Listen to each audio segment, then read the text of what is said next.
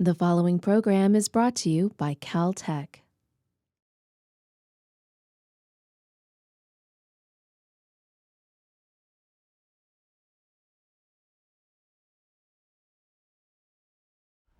Welcome back. Last time we talked about regularization, which is a very important technique in machine learning. And the main analytic step that we took is to take a constrained form of regularization where you explicitly forbid some of the hypotheses from being considered and thereby reducing the VC dimension and improving the generalization property, to an unconstrained version which creates an augmented error in which no particular vector of weights is prohibited per se, but basically you have a preference of weights based on a penalty that has to do with the constraint. And that equivalence will make us focus on the augmented error form of regularization in every practice we have. And the argument for it was to take the constrained version and look at it either as a Lagrangian, which is would be the formal way of solving it, or as we did it in a geometric way, to find a condition that corresponds to minimization under a constraint, and find that that would be locally equivalent to minimizing this in an unconstrained way. Then we went to the general form of a regularizer, and we called it capital omega of h. And it depends on small h rather than capital H, which was the other capital omega that we used in the VC analysis was.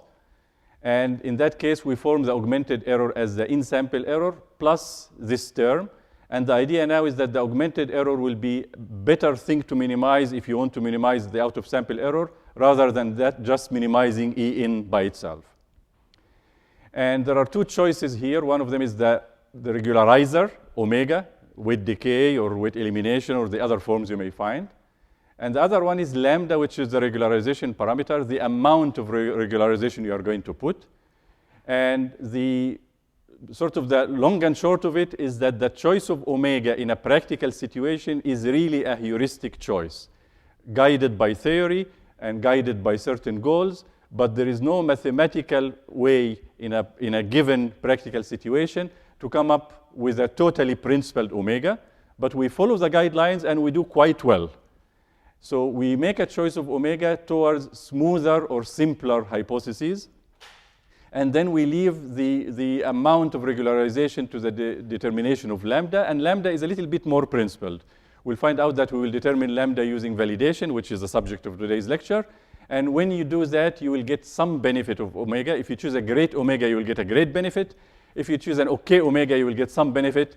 If you choose a terrible omega, you are still safe because lambda will tell you, the validation will tell you take lambda equals 0, and therefore no harm done.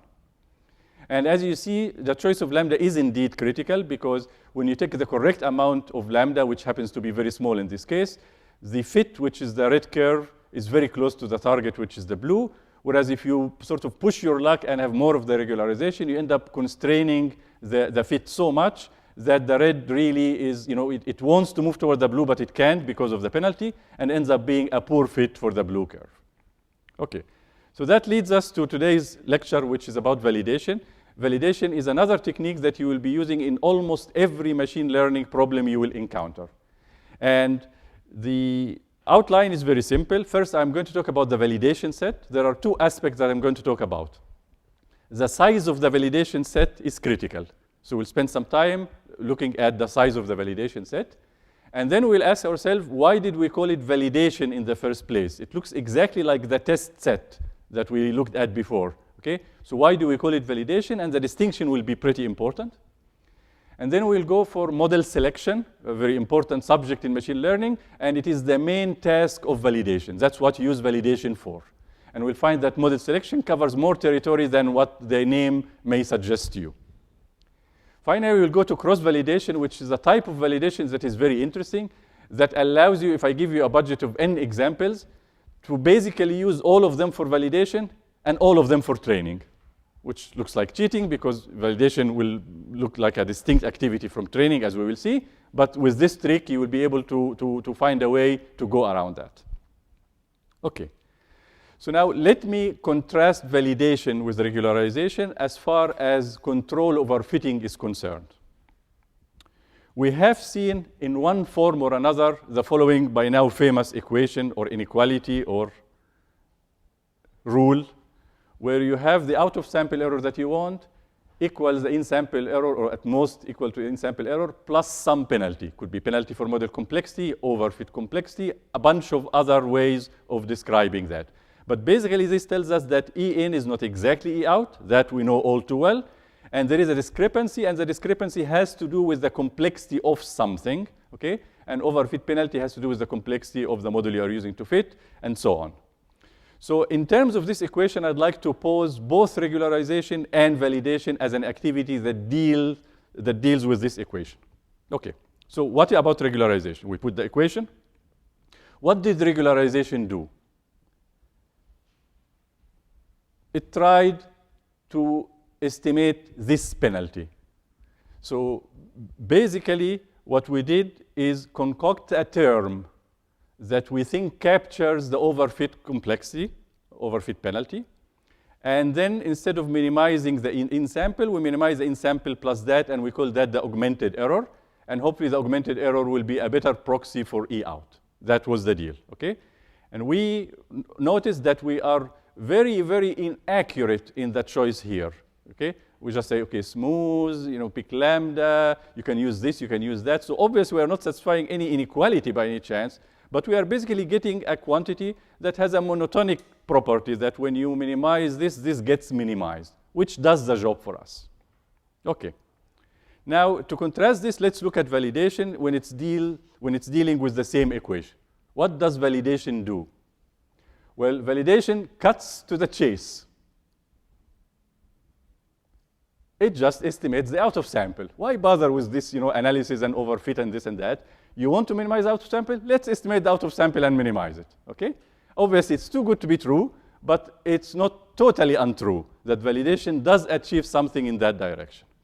So let me spend a few slides just describing the estimate. I'm trying to estimate the out-of-sample error. This is not completely a foreign idea to us because we use a test set in order to do that. So let's focus on this and see what are the parameters involved in estimating the out-of-sample error. Okay, so let's look at the estimate. The starting point is to take an out-of-sample point, xy. Okay, so this is a point that was not involved in training, okay? We used to call it test point. Now we are going to call it validation point. It's not going to become clear why we are giving it a different name for a while until we use the validation set for something, and then the distinction will become clear. But as far as you are concerned now, this is just a test point. We are estimating E out, and we will just read the value of E out and be happy with that and not do anything further. Okay, so you take this point, and the error on it is the difference between what your hypothesis does on X and what the target value is, which is Y, okay? And what is the error? We have seen many forms of the error. Let's just mention two to make it concrete. This could be a simple squared error. We have seen that in linear regression. Could be the binary error. We have seen that in classification. So nothing foreign here, okay? Now, if you take this quantity, and we are now treating it as an estimate for E out, a poor estimate, but nonetheless an estimate. We call it an estimate because if you take the expected value of that with respect to the choice of K with the probability distribution over the input space that generates X, what will that value be? Well, that is simply E out. So indeed, this quantity, the random variable here, okay, has the correct expected value. It's an unbiased estimate of E out, but unbiased means that it's as likely to be here or here in terms of expected value. But we could be this, and this would be a good estimate, or we could be this, and this would be a terrible estimate, because you are not getting all of them. You're just getting one of them, okay? So if this guy swings very large, and I tell you this is an estimate of E out, and you get it here, this is what you will think E out is, okay? So there is an error, but the error is not biased. That's what this equation says, okay? But we have to evaluate that swing, and the swing is obviously evaluated by usual quantity, the variance, okay? And let's just call the variance sigma squared, okay? Depends on a number of things, including what is your error measure and whatnot. But that is what a single point does, okay? So you get an estimate, but the estimate is poor because it's 1 point, and therefore sigma squared is likely to be large. So you are unlikely to use the estimate on 1 point as your guide to E out, Okay? What do you use? You move from one point to a full set. Okay? So you get what? You get on a validation set that you are going to use to estimate E out.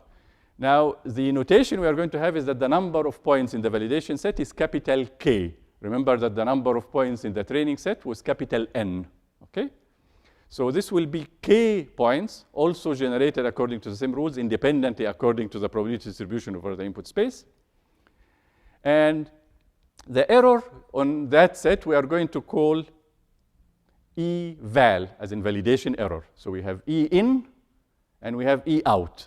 Now we are introducing another one, E val, the validation error. And the form for it is what you expect it to be. You take the individual errors on the examples and you take the average like you did with the training set. And this one is the validation error.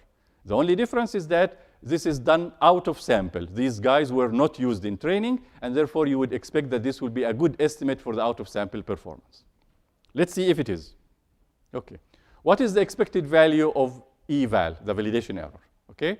Well, you take the expected value of this fellow. The expectation goes inside. So the main component is the expected value of this fellow, which we have seen before, expected value in a single point.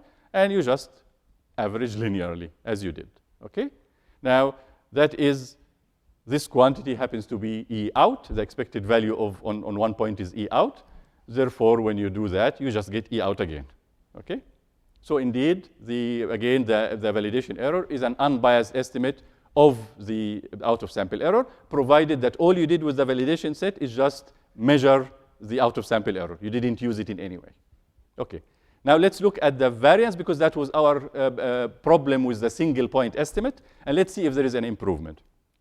When you get the variance, you are going to take this formula, and then you are going to have a double summation and have all cross terms of E between different points. Okay? So you'll have the covariance between the value for K equals 1 and K equals 2, K equals 1 and K equals 3, etc. And you also have the diagonal guys, which is the variance in this case with K equal 1 and K equal 1 again and whatnot. Okay? So the main component you are going to get are the variance, okay, and a bunch of covariances. Actually, there are more covariances than variance, because the variances are the diagonal, the covariances are the off-diagonal. Okay? There are almost K squared of them. The good thing about the covariance in this case is that it will be 0, because we pick the points independently, okay, and therefore the covariance between a quantity that depends on these points will be 0. So I'm only stuck with the diagonal elements, which happen to have this form. So I have the variance here. And when I put the summation, something interesting happens. So I have the summation again, a double summation reduced to 1, because I'm only summing the diagonal. But I still have the normalizing factor with the number of elements. Because I had K-squared elements, the fact that many of them dropped out is just to my advantage, okay? I still have the 1 over K squared, and that gives me the better variance for the estimate based on eval than on a single point. This is your typical analysis of adding a bunch of independent estimates. So you get the sigma squared, that was the variance on a particular point, but now you divide it by K.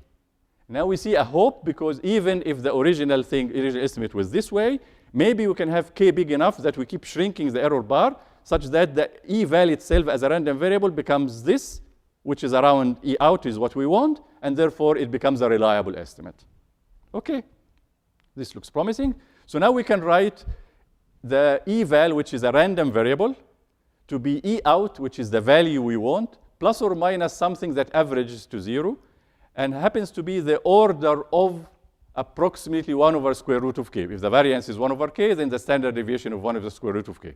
I'm assuming here that sigma squared is constant in the range that I'm using, and therefore the dependency on K only comes from here, and therefore I have this quantity that tells me this is what I'm estimating, and this is the error I'm committing, and this is how the error is behaving as I increase the number K. Okay. Now, the interesting point now is that K is not free. It's not like I tell you, okay, it looks like if I increase K, this is a good situation. So why don't we use more and more validation error? Because the reality is K is not given to you on top of your training set. What I give you is a data set, N points. And it's up to you to use how many to train and how many to validate. I'm not going to give you more just for you because you want to validate. So every time you take a point for validation, you are taking it away from training, so to speak. Okay? So let's see the ramifications of this regime. K is taken out of N, so let's now have the notation. We are given a data set script D, as we always called it, and it has capital N points. Okay, what do we do with it?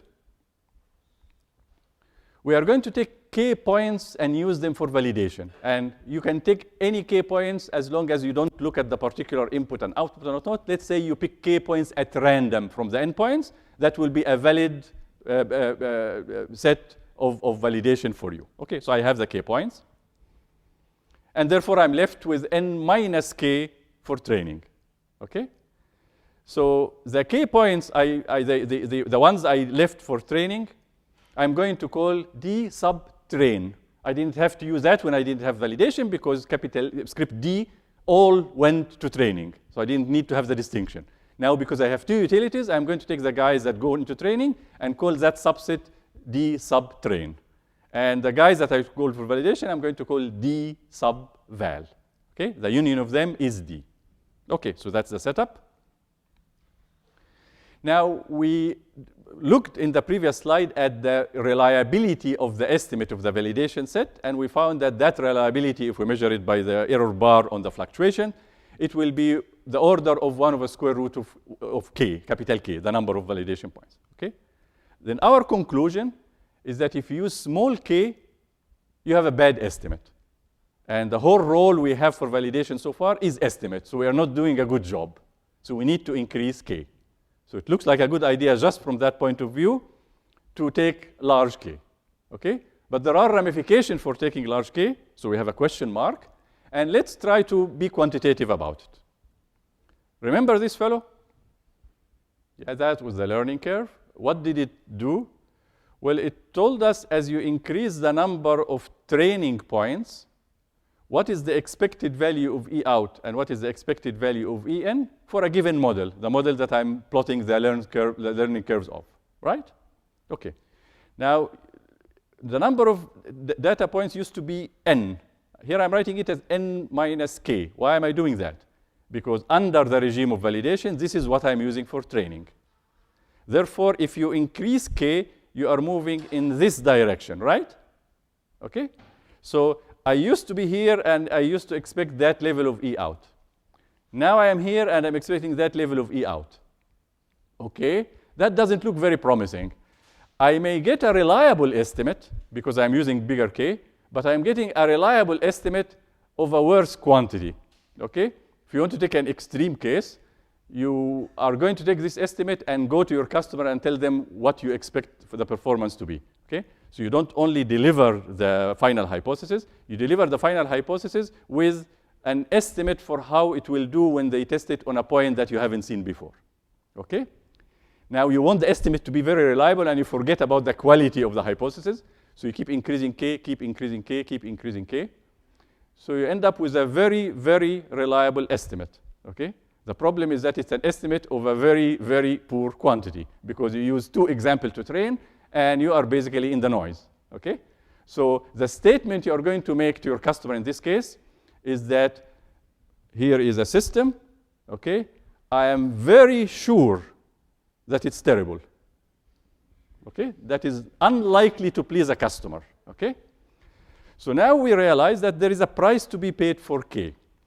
It turns out that we are going to have a trick that will make us not pay that price, okay? But still the question of what happens when k is big is a question mark in our mind. So what I'm going to do now, I'm going to tell you, okay, you used k to estimate the error, okay? Now what I'm going to tell you, why don't you restore the data set after you have the estimate, because the estimate now is in your pocket, train on the full set so that you get the better guy. Okay, well, I estimated for the smaller guy. What are we doing? Okay, so let's just do this systematically. So let's put k back into the pot. Okay, so here is the regime. I'm going to describe this figure, but let's talk it piece by piece. Okay, we have the data set D, right? We separated it into D train and D val. Okay? D itself has n points. We took n minus k to train, k to validate. That's the game. Okay. What happened? If we use the full training set to train, we will get a final hypothesis that we called G. This is just a matter of notation. But under the regime of validation, you took out some guys, and therefore you are using only D subtrain to train, okay? And this has n minus k, doesn't have all the examples. Therefore, I am going to generically label the final hypothesis that I get from training on a reduced set, D train. I'm going to call it G minus, just to remind ourselves that it's not on the full training set. Okay. So now here is the idea, if you look at the figure, okay? I have the D, okay? Let me get it a bit smaller so that we can get the output. Okay. Okay. If I use the training set by itself, I would get G. What I'm doing now is that I am going to take D train, which are fewer examples, and the rest go to validation. I use D train to get G minus, and then I take G minus and evaluate it on dval, the validation set, in order to get an estimate. So the trick now is that instead of reporting G minus as my final hypothesis, I know if I added the other data points here to the pot, I am going to get a better out of sample. I don't know what it is. I don't have an estimate for it. But I know it's going to be better than the one for G minus simply because of the learning curve. On average, I get more examples. I get better out of sample error. So I put it back and then report G.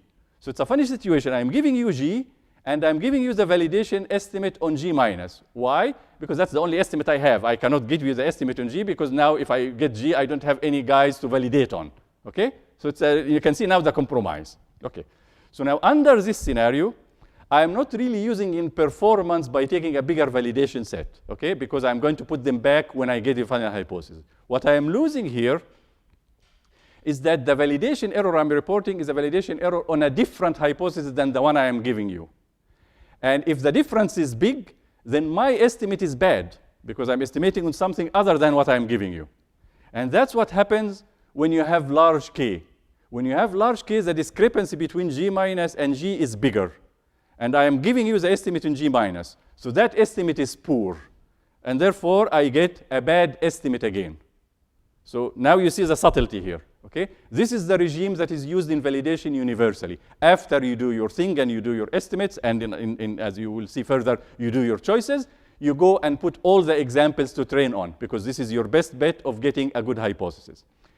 If your K is small, the validation error is not reliable. It's a bad estimate just because the variance of it is big. Small K, okay, I have small K. It's 1 over square root of K, so I'm doing this. If you get big K, the problem is not the reliability of the estimate. The problem is that the thing you are estimating is getting further and further away from the thing you are reporting. Okay?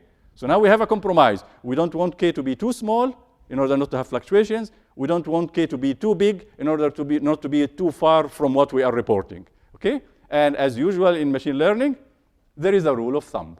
Okay? And the rule of thumb is pretty simple. That's why it's a rule of thumb. It says take 1/5 for validation. Okay? That usually gives you the best of both worlds. Okay? Nothing proved. You can find counter examples. I'm not going to argue with that. It's a rule of thumb. Okay? Use it in practice, and actually you will be quite successful indeed. Okay? There is an argument with some people that should be n over 5 or n over 6. Okay? So I'm not going to sort of that. It's a rule of thumb after all, for crying out loud. We'll just leave it at that. Okay. Okay, so we now have that. Now let's go to the other aspects. So we know what validation is, and we understand how critical it is to choose the number, and we have a rule of thumb. Now let's ask our question, why are we calling this validation in the first place? So far, it's purely a test. We get an out sample point, the estimate is unbiased, what is the deal? We call it validation because we use it to make choices. And this is a very important point, so let's talk about it in detail. Once I make my estimate affect the learning process, the set I am using, okay, is going to change nature. So let's look at a situation that we have seen before. Remember this fellow? Yeah, this was early stopping in neural networks. And let me magnify it for you to see the green curve. You see the green curve now? Okay, so there is a green curve. Now let's go it back. Okay. So there's in sample goes down, out of sample, let's say that I have a general estimate for the out of sample, goes down with it until such a point that it goes up, and we have the overfitting, and we talked about it, and in this case, it's a good idea to have early stopping. Now let's say that you're using K points that you did not use for training in order to estimate E out, okay? That would be E test, the test error, if all you are doing is just plotting the red in order to look at it and admire it. Oh, that's a nice curve. Oh, it's going up. But you're not going to take any actions based on it. Now, if you decide that, okay, this is going up, I had better stop here. That changes the game dramatically. All of a sudden, this is no longer a test error. Now it's a validation error. So you ask yourself, what the heck? I mean, it's just a semantics. It used to be, it's the same curve, okay? Why am I calling it a different name? I'm calling it a different name because it used to be unbiased. That is, if you actually go, if this is an estimate of E out, not the actual E out, it will be, there is an error bar in estimating E out. But it is as likely to be optimistic as pessimistic, okay? Now, when you do early stopping, if you say, I'm going to stop here, and I'm going to use this value as my estimate for what you are getting, okay? Now, I claim that your estimate is now biased. What? It's the same point. You told us it was unbiased before. What is the deal, okay? So now let's look at a very specific simple case in order to understand what happens.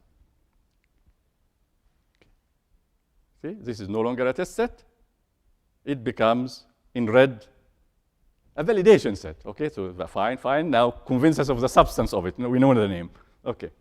So let's look at the difference when you actually make a choice, okay? So very simple things that you can easily, let's say I have the test set which is unbiased, and I'm claiming that the validation set has an optimistic bias, okay? Optimistic is not like I mean, optimism is good, but here is optimism followed by disappointment. It's deception, okay? We are just calling it optimistic to understand that it's always in the direction of thinking that the error will be smaller than it will actually turn out to be, okay?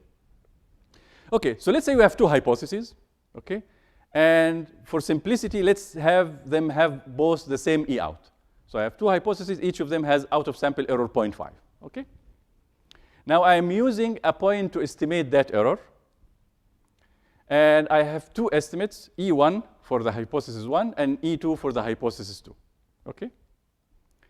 And I'm going to use, because the estimate has fluctuations in it, just again for simplicity, I'm going to assume that both E1 and E2 are uniform between 0 and 1. Okay, so indeed the expected value is half, which is the expected value I want, which is the out of sample error. Okay, now I'm not going to assume strictly that E1 and E2 are independent, but you can assume they are independent for the sake of argument. Okay, but they can have some level of correlation, and you'll still get the same effect. But let's say, think now that they are independent variables, E1 and E2. Now E1 is an unbiased estimate of its out of sample error, right? Right. E2 is the same, right? Right. Unbiased means the expected value is what it should be, and the expected value indeed in this case is what it should be, 0.5. Now let's take the game where we pick one of the hypotheses, either H1 or H2. How are we going to pick it? We are going to pick it according to the value of the error. So now the measurement we have is applying to that choice, okay? So now what I'm going to do, I'm going to pick the smaller of E1 and E2, and whichever that one is, I'm going to pick the hypothesis correspond to it. Okay, so this is mini learning, okay? Error, just pick one, and this is one, okay? My question to you is very simple. What is the expected value of E? Okay, so a naive thought will say, okay, you told us expected value of E1 is half, right? You told us expected value of T is half, okay? E has to be either E1 or E2. So the expected value should be a half. Of course not, because now the rules of the game, the probability that you are applying has changed, because you are deliberately picking the minimum of the realization. And it's very easy to see that the expected value of E is less than 0.5. The easiest thing to say it is that if I have two variables like that, okay, the probability that the minimum will be less than a half, okay, is 75%. Because all you need to do is one of them being less than a half. So if the probability of being less than a half is 75%, you expect the expected value to be less than a half. Okay, it's mostly there. The mass is mostly below. Okay, so now we realize this is what? This is an optimistic bias. And that is exactly the same what happened with the early stopping. We pick the point because it's minimum on the realization, okay? And that is what we are reported. Because of that, the thing used to be this, but we wait. When it's there, we ignore it. When it's here, we take it, okay? So now that introduces a bias, and that bias is optimistic. And that will be true for the validation set. So our discussion so far is based on just looking at the E out. Now we are going to use it, and we are going to introduce a bias. Fortunately for us, the utility of validation in machine learning is so light that we are going to swallow the bias. Bias is minor. We are not going to push our luck. We are not going to estimate tons of stuff and keep adding bias until the validation error basically becomes training error in disguise. We are just going to, let's choose a parameter, choose between models and whatnot. And by and large, if you do that and you have a respectable size validation set, you get a pretty reliable estimate for the E out, conceding that it's biased, but the bias is not going to hurt us too much. So this is the general philosophy. Okay. So now with this understanding, let's use validation set for model selection, which is what validation sets do. That is the main use of validation sets. And the choice of lambda in the case we saw happens to be a manifestation of this. So let's talk about it. So basically, we are going to use the validation error the validation set more than once. That's how we are going to make the choice. So let's look. Okay. So this is a diagram. I'm going to build it up. So let's build it up, and then I'll focus on it and look at how the diagram reflects the logic. Okay. We have capital M models that we are going to choose from. Okay. When I say model, you are thinking of one model versus another. But this is really talking more generally. I could be talking about models as in, should I use linear models or neural networks or support vector machines? These are models. I could be using only polynomial models. And I'm asking myself, should I go for second order, fifth order, or 10th order? That's a choice between models. I could be using fifth order polynomials throughout. And the only thing I'm choosing, should I choose lambda of the regularization to be 0.01, 0.1, or 1? All of this lies under model selection. There is a choice to be made, and I want to make it in a principled way based on the out-of-sample error, because that's the bottom line, and I'm going to use the validation set to do that. So this is the game.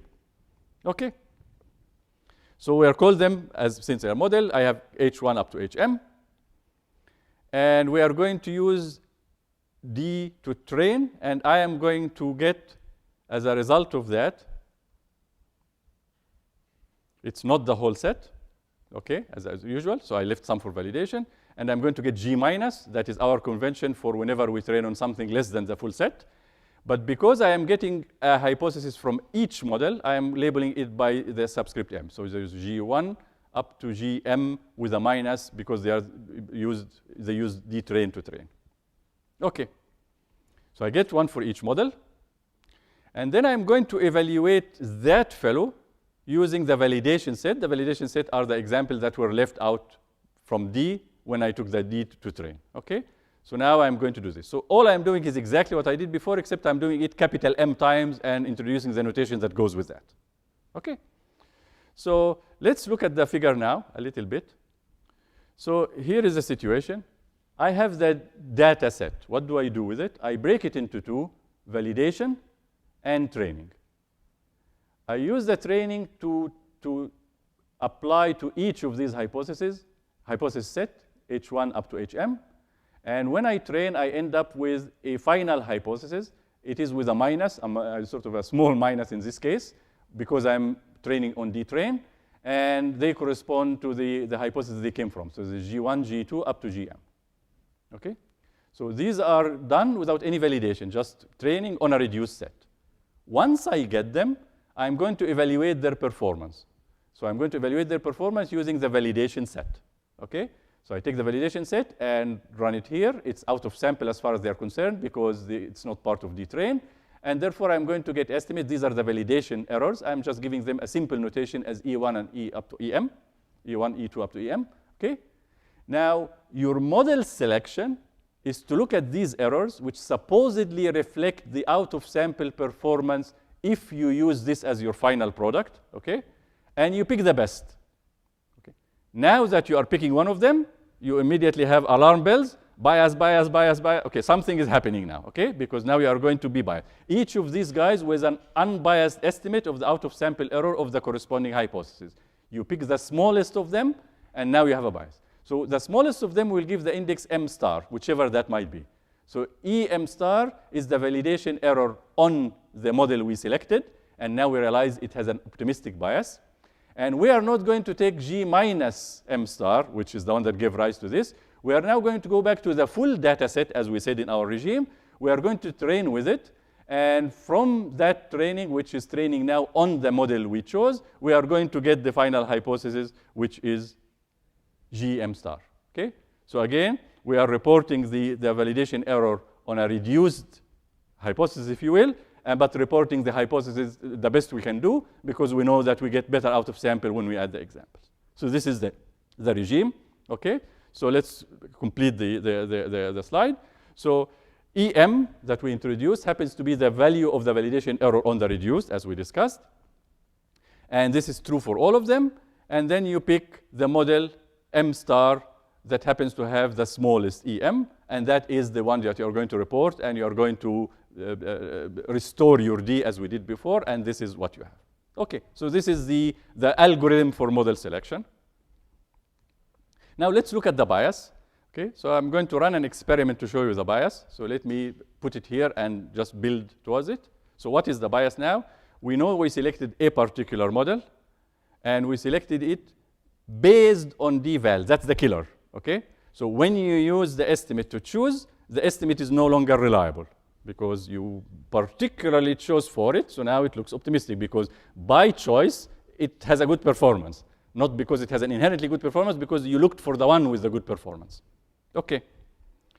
So the expected value of this fellow is now a biased estimate of the ultimate quantity we want, which is the out-of-sample error. Okay. So the eval, the sample thing, is biased of that. And we would like to evaluate that. Okay.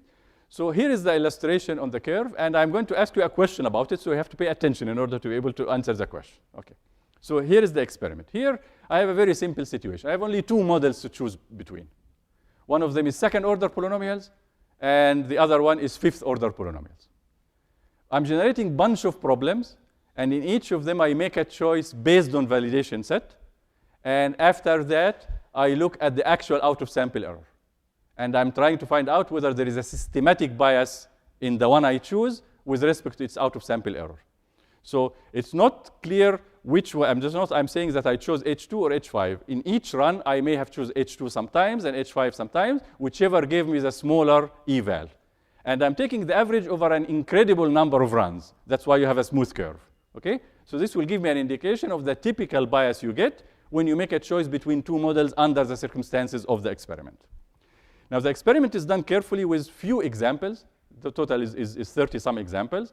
And I'm taking a validation set, which is like 5 examples, 15 examples, up to 25 examples. Okay?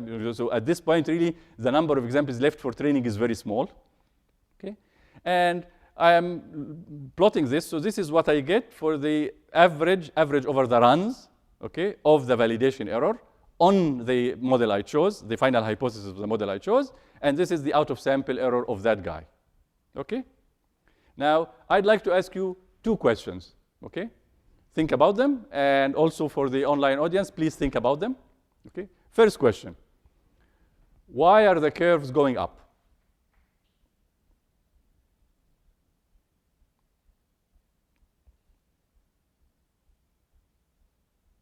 Okay. This is K, the size of the validation set. I'm evaluating it. It's not because I'm evaluating on more points that the curves are going up. It's because when I use more for validation, I'm inherently using less for training. So there's an n minus k that is going the other direction. And what we are seeing here really is the learning curve backwards. This is E out. I have more and more examples to train as I go here, so the out-of-sample error goes down. So in the other direction, it goes up. Okay?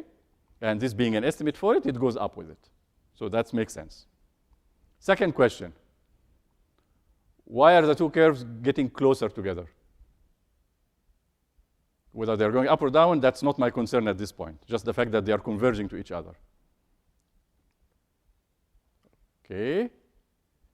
Now that has to do with k, proper, directly. I mean, the other one had to do with k indirectly because I'm left with n minus k. But now, when I have bigger k, the estimate is more and more reliable, and therefore I get closer to what I'm estimating. Okay? So we understand this. But this is definitely evidence, and in every situation you will have, there will be a bias. How much bias depends on a number of factors, but the bias is there. Okay. So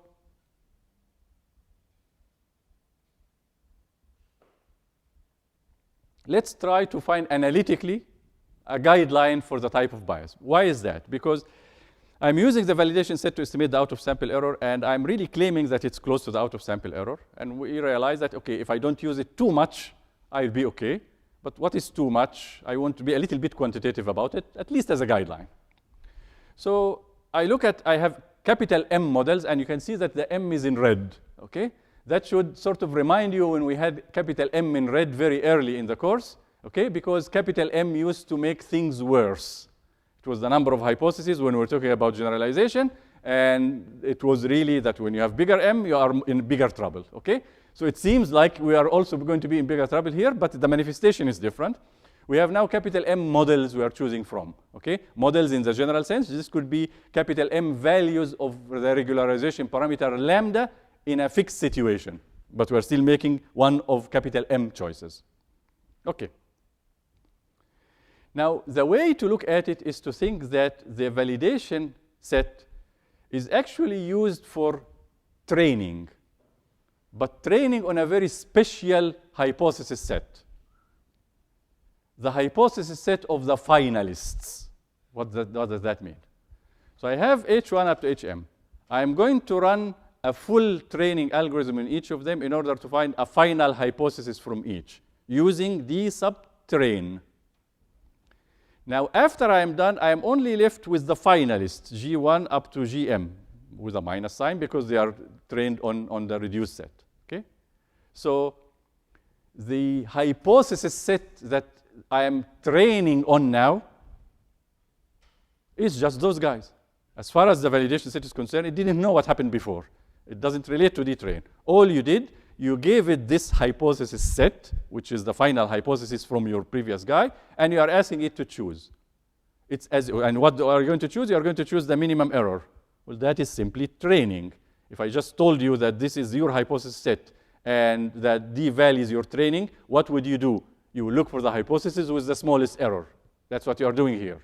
So we can think of it now as if we are actually training on this set, okay? And this tells us, oh, we need to estimate the discrepancy or the bias between this and that. Now it's between the validation error and the out-of-sample error, but the validation error is really the training error on this special set. So we can go back to our good old Hoeffding and VC and say that the out-of-sample error, in this case, given from those, and now you can see that the choice here is star. So I'm actually choosing one of those guys. So this is my training, and the final hypothesis is this guy, okay? Is less than or equal to the out-of-sample error plus a penalty for the model complexity. And the penalty, if you use even the simple union bound, will have that form. So you still have the 1 over square root of k, okay? So you can always make it better by having more examples. But then you have a contribution because of the number of guys you are choosing from, okay? So if you are choosing between 10 guys, that's one thing. If you are choosing between 100 guys, that's another. It's worse, okay? Well, it's sort of benignly worse because it's logarithmic, but nonetheless worse, okay? And if you are choosing between an infinite number of guys, okay, we know better than to dismiss the case offhand. You say, okay, infinite number of guys, we can't do that. No. Because once you go to the infinite choices, you don't count anymore. You go for a VC dimension of what you are doing. That's what the effective complexity goes with, okay? And indeed, if you are looking for choice of one parameter, let's say I'm picking the regularization parameter. When you are actually picking the regularization parameter and you haven't put a grid, you don't say I'm choosing between 1.1 and 0.01, etc., okay, a finite number, okay? I'm actually choosing the numerical value of lambda, whatever it be. So I could end up with lambda equals 0.127543, okay? You are making a choice between an infinite number of guys, but you don't look at it as an infinite number of guys, okay? You look at it as a single parameter, okay? And we know a single parameter goes with a VC dimension 1. That doesn't phase us, okay? We dealt with VC dimensions much bigger than that. And we know that if we have one parameter or maybe two parameters and the VC dimension maybe is 2, if you have a decent set, in this case decent K, not decent N, because that's the size of the set you're talking about, then your estimate will not be that far from E out. Okay? So this is the idea. So now you can apply this with the VC analysis instead of just going for the number, which is the union bound. You go for the VC version and now apply to this fellow. And you can ask yourself, if I have a regularization parameter, what do I need? Or if I have another thing, which is the early stopping. What is the early stopping? I'm choosing how many epochs to choose. Let's say epochs is integer, but it's sort of, there is a continuity to it. So I'm choosing when to stop. All of those choices where one parameter is being chosen one way or the other sort of corresponds to 1 degree of freedom. Okay? So if I tell you the rule of thumb is that, okay, when you are using the validation set, if it's a reasonable size set, let's say 100 points, and you use those 100 points to choose a couple of parameters, you are okay. You already can relate to that. You don't need me to tell you that. Because, okay, 100 points, VC dimension 2, yeah, I can get something, okay? Now, if I give you the 100 points and tell you are choosing 20 parameters, you immediately say, this is crazy. Your estimate will be completely ruined because you are now contaminating the thing. This is now genuinely training because your choice of a value parameter is what? Well, that's what training did. The training of a neural network tried to choose the weights of the network, the parameters. There are just so many of them that we called it training. Now, when only one parameter or two, we call it choice of a parameter by validation. Okay? So it's sort of it's a gray area. If you push your luck in that direction, the validation estimate will lose its main attraction, which is the fact that it's a reasonable estimate of the out of sample that we can rely on. The reliability goes down. So there is this trade-off. Okay. So with the data contamination, let me sort of summarize it as follows. We have error estimates. We have seen some of them. We looked at the in-sample error, the out-of-sample error, or as an e-test, and then we have eval, the validation error. Okay? So I'd like to describe this as data contamination, that if you use the data to make choices, you are contaminating it as far as its ability to estimate the real performance. That's the idea. So you can look at what is contamination. It's the built-in optimistic and better described as deceptive because it's bad. You are going to get something, you are going to go to the bank and tell them, I can, forecast the stock market. No, you can't. So that's bad, okay? You were optimistic before you went there, okay? After that, you are in trouble, okay? So you are trying to get a buy in estimating E out, and you're trying to measure what is the level of contamination, okay? So let's look at the three sets we used, okay? We have the training set. This is just totally contaminated. Forget it, okay? We took a neural network with 70 parameters, and we did backprop, and we went back and forth, and we ended up with something, and we have a great E in, and we know that E in is no indication of E out. This has been contaminated to death, okay? So you cannot really rely on E in as an estimate for E out. When you go to the test set, this is totally clean. Wasn't used in any decisions. It will give you an estimate. The estimate is unbiased, okay? When you give that as your estimate, your customer is as likely to be pleasantly surprised as unpleasantly surprised. And if your test set is big, they are likely not to be surprised at all, to be very close to your estimate, okay? So there is no bias there, okay? Now, the validation set is in between. It's slightly contaminated because it made few choices, okay? And the wisdom here, please keep it slightly contaminated. Don't get carried away. Sometimes when you are in the middle of a big problem with lots of data, you choose this parameter, and then, there is another parameter I want to choose, so you get to use the same validation set, okay? Alarm bells, and you keep doing it, okay? So you should have a regime to begin with that you should have not only one validation set, you could have a number of them, such that when one of them gets dirty, contaminated, you move on to the other one which hasn't been used for decisions, and therefore the estimates will be reliable. Okay. Now we go to cross-validation. Very sweet regime, okay? And it has to do with the dilemma about K, okay? So now we are not talking about bias versus unbiased, because this is already behind us. Now we are looking at an estimate and the variation of the estimate as we did before, and we have the discipline to make sure that we don't mess it up by making it biased, okay? So that is taken for granted. Now I'm just looking at a regime of validation as we described it versus another regime which will get us a better estimate in terms of the error bar, the fluctuation around the estimate we want. So we had the following chain of reasoning. E out of G, the hypothesis we are actually going to report, is what we would like to know. If we know that, we are set. We don't have that, but that is approximately the same as E out of G minus. This is the out-of-sample error, the proper out-of-sample error, but on the hypothesis that was trained on a reduced set. Correct? Okay? And it's close. If I didn't take too many examples, they are close to each other. Okay. This one happens to be close to the validation estimate of it. Okay? So here it is because it's a different set that I'm training on. Okay? Here it's because I am making a finite sample estimate of the quantity. So here I could go up and down from this, etc. Okay? So I'm looking at this chain that this is really what I want, and this is what I'm working with. This is unknown to me. Okay? So in order to get from here to here, I need the following.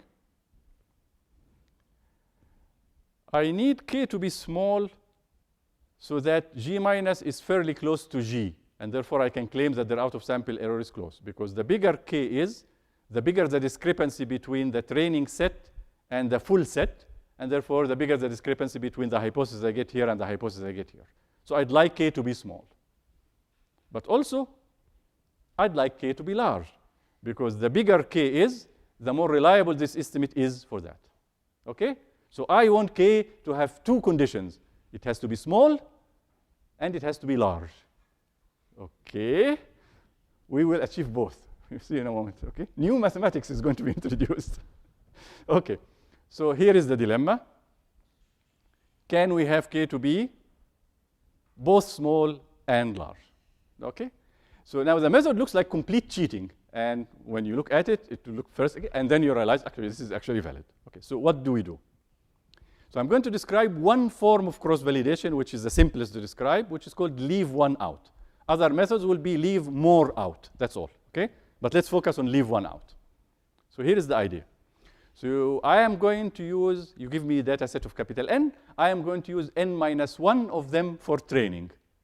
That's good, because now I am very close to N. So the hypothesis G minus will be awfully close to G. Okay?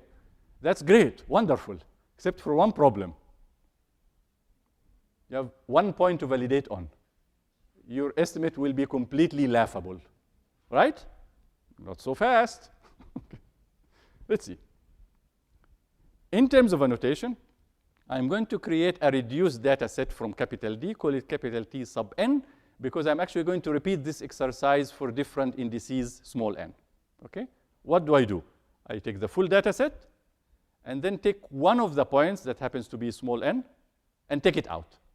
This will be the one that is used for validation. And the rest of the guys are going to be used for training. Okay? Nothing different. Okay? Except that it's a very small validation set. That's what is different. Okay. Now, the final hypothesis that we learn from this particular set, we have to call it G minus, because it's not on the full set. But now, because it depends on which guy we left out, we give it the label of the guy we left out. So we know that this one is trained on all the example but small n. Okay? Okay. Now let's look at the validation error, which has to be 1 point. Okay? This would be what? This would be E validation, a big symbol of this and that. But in reality, the validation set is 1 point. So this is simply just the error on the point I left out. Okay? So G did not involve the small nth example. It was taken out. And now that we froze it, we are going to evaluate it on that example. So that example is indeed out of sample for it. Okay? So I get this fellow. Now, I know that this guy is an unbiased estimate, and I know that it's a crummy estimate. Okay? That's I know. That much I know. Okay. So now here is the idea. What happens if I repeat this exercise for different small n? So I generate D1. Do all of this, end up with this estimate. Do D2. All of this, end up with another estimate. Each estimate is out of sample with respect to the hypothesis that it's used to evaluate. Now, the hypotheses are different. Okay? Okay? So I'm not really getting the performance of a particular hypothesis. I am getting, okay, for this hypothesis, this is the estimate, it's off. For this hypothesis, this is the estimate, it's off. For this hypothesis, it's the estimate. Now, the common thread between all the hypotheses is that they are hypotheses that were obtained by training on capital N minus 1 data points. That is common between all of them. It's different capital N minus 1 data points, but nonetheless, it's N minus 1. Because of the learning curve, I know there is a tendency. If I told you this is the number of examples, you can tell me what is the expected out-of-sample error. So in spite of the fact that these are different hypotheses, the fact that they come from the same number of points, N minus 1, tells me that they are all realizations of something that is the expected value of all of them. Okay? So the small errors estimate the error on these guys, and these guys estimate the error of the expected value on N minus 1 examples, regardless of the identity of the examples. So there is something common between these guys. They are trying to estimate something. Okay? So now what I'm going to do, I am going to define the cross-validation error to be E cross-validation, ECV, to be the average of those guys. It's a funny situation now. These came from capital N full training sessions, each of them followed by a single evaluation on a point, and I get a number. And after I'm done with all of this, I take these numbers and average them. Now, if you think of it as a validation set, now all of a sudden the validation set is very respectable. It has capital N points. Okay? Okay? Never mind the fact that each of them is evaluated on a different hypothesis. Okay? So now I was able to use N minus 1 points to train, and that will give me something very close to what happens with N, and I'm using N points to validate. The catch, obviously, these are not independent. I mean, if I was using the validation, these are not independent because the examples were used to create the hypotheses, and some examples were used to evaluate them. Okay? And you will see that each of them is affected by the other because it either depends on the hypothesis, either has the point you left out, or you are evaluating that. So let's say E1 and E3. Okay? E1 was used to evaluate the error on a hypothesis that involved the third example, because the third example was in when I talk about E1. Okay? And then E3 was used to evaluate on the third example, but on a hypothesis that involved E1. So you can see where the correlation is. Surprisingly, the effective number, if you use this, is very close to N. It's as if they were independent. Okay? I mean, if you do the variance analysis, you will be using, out of 100 examples, you're probably as if you were using 95 examples. So it's remarkably efficient in terms of getting that. Okay. So this is the algorithm. Now let's illustrate it, and this is, if you understand this, you understand cross-validation. Okay? So I'm illustrating it for the leave one out. Okay. I have a case. I am trying to estimate a function. I actually generated this function using a particular target. I'm not going to tell you yet what it is. Added some noise. And I am trying to use cross-validation in order to choose a model, okay? Or to just evaluate the out-of-sample error. So let's evaluate the out-of-sample error using the validation method, the cross-validation method, for a linear model. So what do? First order of business, take a point that you will leave out, right? So now this guy is the training set, and this guy is the validation set. It's 1 point. Okay. Then you train, and you get a good fit. And then you evaluate the validation error on the point you left out. That will be that, right? That's one session. We are going to repeat this 3 times because we have 3 points. So this is the second time we do it. This time, this point was left out. These guys were the training. I connected them and computed the error. Third one, you can see the pattern. Okay? So after I am done, I am going to compute the cross-validation error to be simply the average of the 3 errors. So let's say we are using squared error. So E1 is the squared of this distance, etc. And you are adding them up, 1/3. This will be the cross-validation error. So what I'm saying now is that you are going to take this as an indication for how well the linear model fits the data out of sample. If you look in sample, obviously it fits the data perfectly. And if you use the 3 points, the line will be something like that. Okay, it will fit it pretty decently. But you have no way to tell how you are going to perform out of sample. Here, we created a mini out of sample in each case, and we took the average performance of those as an indication of what will happen out of sample. Mind you, we are using only 2 points here, and when we are done, we are going to use it on 3 points. That's G minus versus G. It's a little bit dramatic here because 2 and 3, I mean, the difference is 1, but the ratio is huge. But think of 99 versus 100. Who cares? It's close enough. This is just for illustration. Okay, so let's use this for model selection. Okay, so we did the linear model, and we call it linear. Okay, so now let's go for the usual suspect, the constant model. Okay, exactly with the same data set. So let's look at the first guy. These are the 2 points left out, 2 points left out, and this is the one which for validation, okay? You train on those. Here you connected. Here you have the middle number. It's the constant number, okay? And this would be your error here, right? Second guy. Get the idea? Third guy. Now, if your question is the linear model better than the constant model in this case? The only thing you look in all of this is the cross-validation error.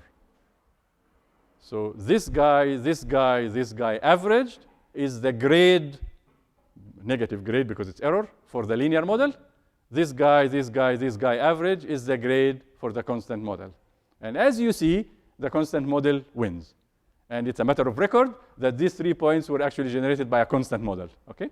Obviously, I mean, of course, they could be generated by anything. But on average, they will give you the correct decision, okay? And they avoid a lot of sort of funny heuristics that you can apply. You can say, wait a minute.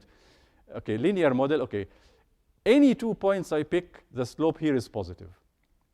So there is a very strong indication that there is a positive slope involved, and maybe it's a linear model with a positive slope. Okay, don't go there, okay? I mean, you can fool yourself into any pattern you want, okay?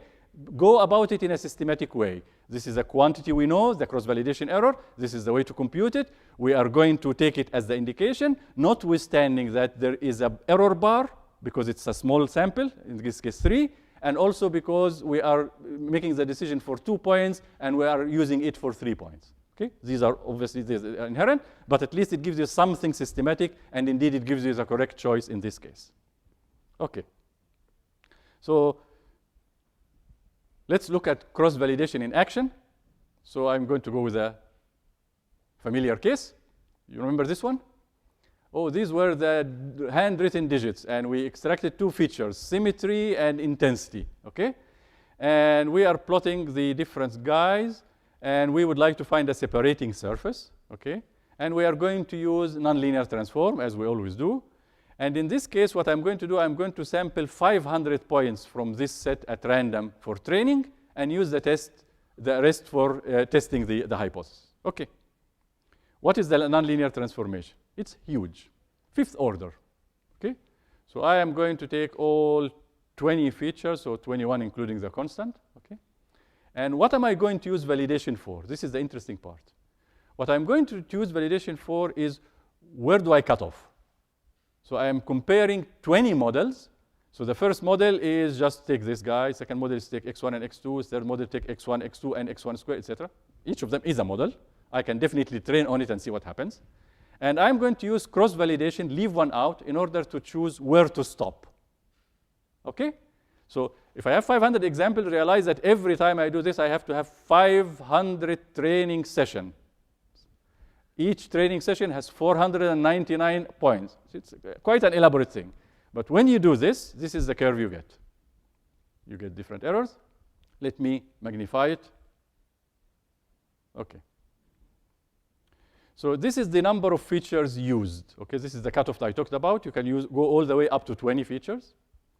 When you look at the training error, not surprisingly, the training error always goes down. What else is new? You have more, you fit better. Okay. The out-of-sample error, which I am evaluating on the points that were not involved at all in this process, cross-validation or otherwise, just out of sample totally, I get this fellow. And the cross-validation error, which I get from the 500 examples by excluding 1 point at a time and taking the average, is remarkably similar to E out. It tracks it very nicely. And if I use it as a criteria for model choice, the minimums are here. So if I take between 5 and 7, let's say I take 6, I would say, okay, let me cut off at 6 and see what the performance is like. So let's look at the result of that. Without validation, with validation. Okay. Without validation, I'm using the full model, 20, all 20. And you can see, okay, we have seen this before, overfitting. I'm sweating bullets to include this single point in the middle. And after I included it, guess what? None of the out-of-sample points was read here. This was just an anomaly. Okay, so I didn't get anything for it. Okay, so this is typical thing. It's like unregularized. Now, when you use the validation and you stop at the 6 because the cross-validation error told you so, it's a nice smooth surface. It's not perfect error, but it didn't put an effort where it didn't belong. And when you look at the bottom line, what is the in-sample error here? 0%. You got it perfect. Okay, we know that. And the out-of-sample error, 2.5%. For digits, that's okay. Okay, but not great. Here we went, and now the in-sample error is 0.8. But we know better. We don't care about the in-sample error going to 0. That's actually harmful in some cases. The out-of-sample error is 1.5%. Now, if you are in the range, 2.5% means that you are performing 97.5%. Here you are performing 8.5%. 40% improvement in that range is a lot. Okay? There is a limit here that you cannot exceed. Okay? So here you are really doing great by just doing that simple thing. Okay? So now you can see why validation is considered in this context as similar to regularization. It does the same thing. It prevented overfitting, but it prevented overfitting by estimating the out-of-sample error rather than estimating something else. Okay. Now, let me go and very quickly, and I will close the lecture with it, give you the more general one. So we talked about leave one out. Seldom you use leave one out in real problems. And you can think of why. Because if I give you 100,000 data points and you want to leave one out, you are going to have 100,000 sessions training on 99,999 each, and you will be an old person before the results are out. Okay? So when you have leave one out, you have n training sessions using n-1 points each, right? So now let's consider to take more points for validation. Okay, 1 point makes it great because n-1 is so close to n that my g minus will be so close to g. But hey, 100,000, if you decide to take 100,000 minus 1,000, that's still 99,000. That's fairly close to 100,000. You don't have to make it one difference. Okay, so what you do is you take your data set and you break it into a number of folds. Let's say 10-fold. Okay, so this will be 10-fold cross-validation. And each time you take one of the guys here, that is 1/10 in this case, use it for validation, and the 9/10 you use them for training. And you change from one run to another which one you take for validation. Okay, so leave one out is exactly the same, except that here the 10 replace it by capital N. I break the thing into one example at a time, and then I validate on one example. Here I'm taking a chunk. Okay, and therefore you have fewer training sessions. Okay, in this case 10 training sessions, with not that much of a difference in terms of the number of examples. If n is big, okay, you take, instead of taking one, you take a few more, okay? Now, the reason I introduce this is because this is what I actually recommend to you. Very specifically, 10-fold cross-validation works very nicely in practice, okay? So the rule is you take the total number of examples, divide them by 10, and that is the size of your validation set. You repeat it 10 times, and you get an estimate, and you are ready to go. Okay, that's it. I will stop here, and we'll take questions after a short break. Okay, let's start the Q&A, and we have an in-house question. Okay, you told about validation, and you told that we should restrict ourselves in amount of parameters we should estimate. So do we have a rule of thumb about the number of these parameters? So is, say, k over 20 parameters is the reasonable for the maximum number? It obviously depends on the number of data points. So the reason why I didn't give a rule of thumb in this case, because it goes with the number of points. But let's say that for the 100, if I have 100 points for validation, so it's a small data set, I would say that a couple of parameters would be fine. At least that's my own experience. And you can afford more when you have more. Okay. And when you have more, you can even afford more than one validation set, in which case you use each of them for a different estimate. Okay? But the simplest way, I would say, a couple of parameters for 100 points would be okay.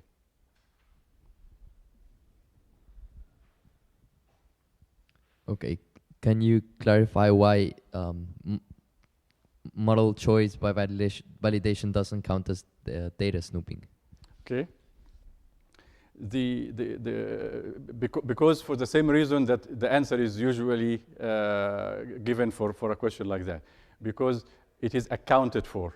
Okay, so I took the validation set.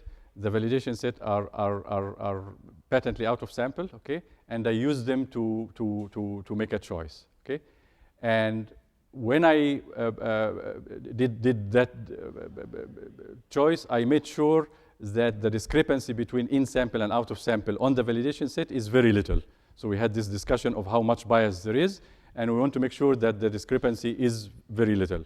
So because I've already done the accounting, I can take it as a reasonable estimate for the out of sample. Okay, so that is why. Where in the other case, the problem with the data snooping that I gave is that you use the data in order to make choices.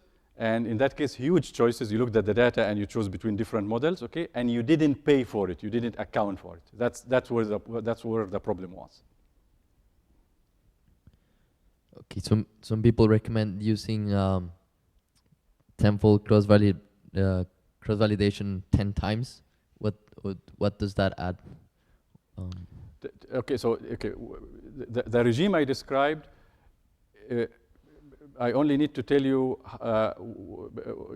10-fold, 12-fold, 50-fold, and then the rest is fixed. So if I use 10-fold, then by definition, I'm going to do this 10 times. It's not a choice, given the regimes that I described, in which in each run, I am choosing one of the 10 to be my validation and the rest for training, okay? And taking the average, okay? So the question is asking, do I do this 10 times? Inherently built in the method is that you use it 10 times, if that's the question. I think the question goes to, since you chose your 10 data sets inside, and then you run cross-validation, what if you do it again, choosing 10 subsets, and you repeat that process? Okay, so I mean, there are variations. For example, even let's say with the leave one out, I mean, maybe I can take a point at random and not necessarily insist on going through all the examples, do it like 50 times and take the average. Or I can take subsets like in the tenfold, but I take random subsets and stop at some point. So there are variations of those. The ones I described are the most standard ones. But I mean, there are obviously variations, and one can do an analysis for them as well. Is there any rule for separating data among training, validation, and test? Random is the only trustworthy thing, because if you use your judgment somehow, you may introduce a sampling bias, which we will talk about in a later lecture.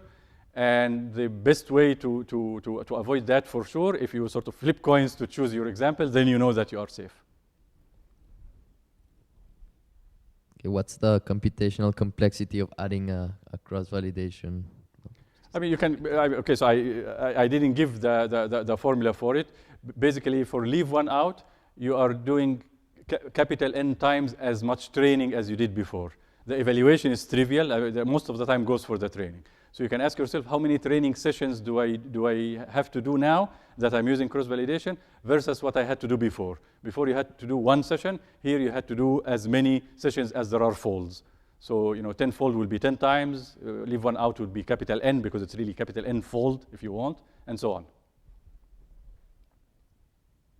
Okay, a clarification. Can you use both regularization and cross-validation? Absolutely, and that's okay. So, in fact, one of the biggest utilities for validation is to choose the regularization parameter. Okay, so inherently in those cases you do. So you can use it to choose the regularization parameter, and then you can also use it on the side to do something else. So both of them are active in the same problem. And in most of the practical cases you will encounter, you will actually be using both. Very seldom can you get away without regularization, and very seldom can you get away without validation. So someone is asking that this seems to be like a brute force method for model selection. Is there a way to branch and bound how many hypotheses to consider? Or okay, so there are lots of methods for model selection. This is the only one at least among the major ones, which does not require assumptions. Okay, I can do model selection based on, okay, I know my target function is symmetric, so I'm going to choose a symmetric model. Okay, that can be considered model selection. And there are a bunch of other logical methods to choose the model. The great thing about validation is that there are just no assumptions whatsoever. Okay, you have capital M models. What are the models? What assumptions do they have? How close they are or not close to the target function? Who cares? Okay, they have M models. Okay, I'm going to take a validation set, and I'm going to find this objective criteria, which is the validation error, the cross-validation error, and I'm going to use it to choose. So it's extremely simple to implement and very immune to assumptions. Obviously, if you make assumptions and you know that the assumptions are valid, you will be doing better than I am doing, okay? But then you know that the assumptions are valid. I'm taking a case where I don't want to make assumptions that I don't know hold and still make the model selection. In the case where the data depends on time evolution, how can validation update the model, or is it used for that or not? Okay, validation makes a principled choice, regardless of the nature of that choice. So if you have, let's say that I have time series, and one of the things in time series, let's say that for financial forecasting, is that, okay, you can train and then you get a system, and then the world is not stationary. So a system that used to work doesn't work anymore, okay? So you can make choices about, let's say I have a bunch of models and I want to know which one of them works at a particular time, given some conditions, okay? So you can make the model selection based on validation, and then you take that model and apply it to the real data. Or you can, there are a bunch of things you can do. But in terms of tracking the evolution of systems, again, if you translate the problem into making a choice, then you are ready to go with validation. So the answer is yes, and the method is to make it spelled out as a choice. Another clarification. So when with cross-validation, there's still some bias. So can you quantify why is it better than just regular validation? Okay. So both validation and cross-validation will have bias for the same reasons. Okay. The only question is the reliability of the estimate. Okay. So let's say that I leave one out. So here is E out, and the bias aside, if I leave one out, I'm using all capital N of the examples eventually when I average them. So the error bar is small. Granted, it's not as small as it would be if the N examples, if the N errors were independent of each other, but it's fairly close to being as if they were independent. So I get that estimate. And therefore, anytime you have this estimate, it becomes less vulnerable to bias. Because if I have this play and I am pulling down, I'm not going to pull down too far because I'm still within here, okay? And if I have the other guy which is completely swinging, it's very easy to pull it down and I get worse effect of the bias. So whenever you minimize the error bar, you minimize the vulnerability to bias as well. So that's the only thing that cross-validation does. It allows you to use a lot of examples to validate while using a lot of examples to train. That's the key. Okay, going back to the previous lecture question on that. So can you see the augmented error as conceptually the same as a low pass filter version of the initial error, or it can be translated into that under the condition that the regularizer is a smoothness regularizer, because that's what low pass filters do. So as an intuition, it's not a bad thing to consider. In the case of like something like weight decay, not going to be strictly low pass as in working in the Fourier domain and cutting off, etc., but it will have the same effect of being smoothness. If you have a question, please step to the microphone and you can ask it. Yeah, please. Yeah. So there is a question in-house. Yes. It seems. Is this on? It seems that cross-validation is a method to deal with the limited size of the data set. So is it possible in practice that we have a data set so large that cross-validation is not needed or not beneficial, or do people do it all the time in principle? It is possible, and I mean, one of the cases is the Netflix case where they had 100 million points, okay? So you think at this point, nobody will care about cross-validation. But it turned out that even in this case, the 100 million points only had a very small subset which is come from the same distribution as the output. So the 100 million, I mean, again, it's the same question as the time evolution. So you have people making ratings and different people making different number of ratings and whatnot, okay? And this changes for a number of reasons. Even, you know, the same user, after you rate for a while, you tend to change from the initial rating. Maybe you're initially excited or something. So there are lots of considerations like that. So eventually, the number of points that were actually patently coming from the same distribution as the out of sample was much smaller than 100 million, okay? And these are the ones that were used to make big decisions, like in validation decisions, okay? And in that case, even if we started with 100 million, it might be a good idea to use cross-validation at the end. And if you use something like 10-fold cross-validation, then it's not that big a deal, because you are just multiplying the effort by 10, which is, you know, given what is involved, is not that big a deal. And you really get a dividend in performance. And if you insist on performance, then it becomes indicated. So the answer is yes, because it doesn't cost that much. And because sometimes in big data set, the relevant part or the most relevant part is smaller than the whole set. Okay, say there's a scenario where you find your model through cross-validation, and then you test the out-of-sample error, but somehow you test a different model and it gives you a smaller out-of-sample error. Should you still keep the one you found through cross-validation? Okay, so this is, I went through this learning and came up with a model. Someone else went through whatever exercise they have and came up with a model, a final hypothesis in this case, okay? And I am declaring mine the winner because of cross-validation. And now we are saying that there is further statistical evidence. We get an out-of-sample error that tells me that this is the mine is not as good as the other one. Okay? Then it really is a question of, okay, I have two samples, and I'm doing an evaluation, and one of them tells me something, and the other one tells me the other. Okay? So I need to consider first the size of them. That will give me the size of the relative size of the error bar, correlations, if any, and bias, which cross-validation may have, whereas the other one, if it's truly out of sample, is not. So if I go through the math, and maybe the math won't go through, it's always the case, I will get an indication about which one I would favor. Okay? But basically, it's purely a statistical question at this point.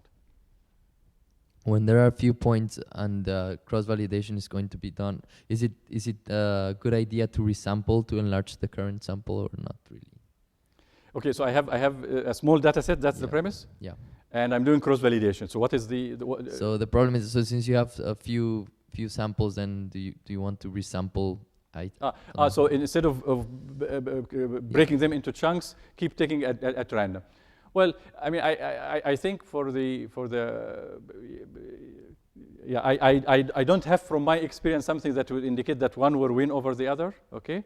And I suspect that if you are close to tenfold, you probably are close to the best performance you can get with variations of these methods. And the problem is that all of these things are not completely pinned down mathematically. There is a heuristic part of it because, you know, even cross-validation, we don't know what the correlation is, etc. Okay? So we cannot definitively answer the question of which one is better. So it's a question of trying in a number of problems after getting the theoretical guidelines and then choosing something. So what is being reported here is that the tenfold cross-validation stood the test of time. That's the statement. When there is a big class size imbalance, does cross-validation become a problem, or? Well, when there is an imbalance between the classes, that is, you know, bunch of plus ones and minus ones, there are certain things that need to be taken into consideration in order to make learning go through well, in order basically to avoid the learning algorithm going for the all plus one solution because it's a very attractive one, okay? So there are a bunch of things that can be taken into consideration, and I can see a possible role for cross-validation, but it's not as it's not a strong component as far as I can see. A question of balancing them, making sure that you avoid the all constant stuff like that will probably play a bigger role.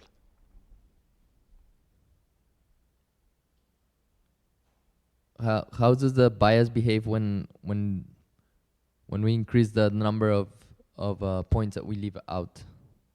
The size of T for leave T out, yeah.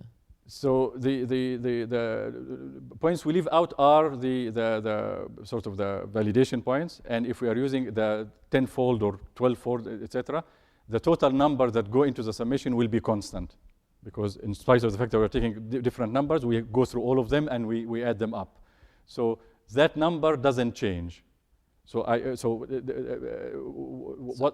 No, as in, so how does it change if instead of doing one cross 10-fold, you use 20-fold? Does that?